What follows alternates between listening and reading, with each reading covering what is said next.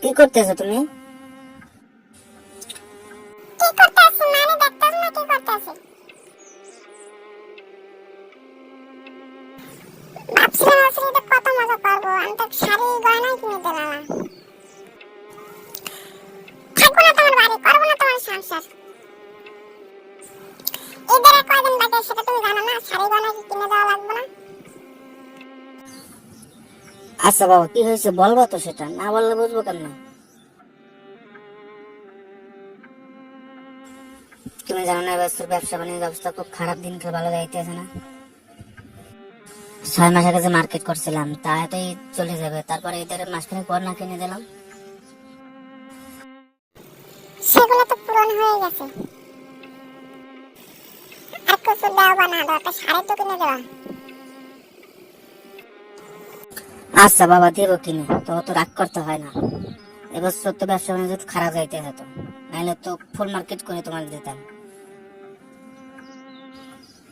আচ্ছা বাবা, দেবো কিনে দেবো, তবে তো রাগ করো না। এবছর তো ব্যবসা বাণিজ্য অবস্থা খুব খারাপ যাইতেছে, নাইলে তো আমার তখন টেনশনে ছিল না। দেবো, যা যা লাগে সবই কিনে দেবো, তবে রাগ করো না। আমি রাগ করছি না, তুমি হাত মুখ ধুয়ে এসো, আমি তোমার জন্য ভাত ধুয়ে দিচ্ছি। রে রাসেল, যে কি খবর? কি মনে করে আইলি এতদিন পর? আয় বন্ধু, আয় এদিকে আয়, বস। বন্ধু, আসলাম তোর কাছে কিছু টাকা পয়সা লাগে ঈদের মার্কেট করার জন্য। বন্ধু থেকে কিছু টাকা পয়সা দিতে পারবি আমারে? তাই তো একটু ঈদের মার্কেট আর কি করতে পারতাম, খুব ভালো হইতো আর কি।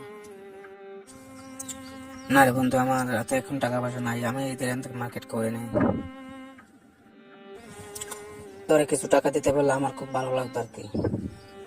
নাই বন্ধু, আমার হাতে এখন টাকা পয়সা না, দিতাম। আচ্ছা বন্ধু, তাহলে উঠি আজকে, না দিতে পারলে কি করে আছে। ভালো থাকতে হলে আমি আসি।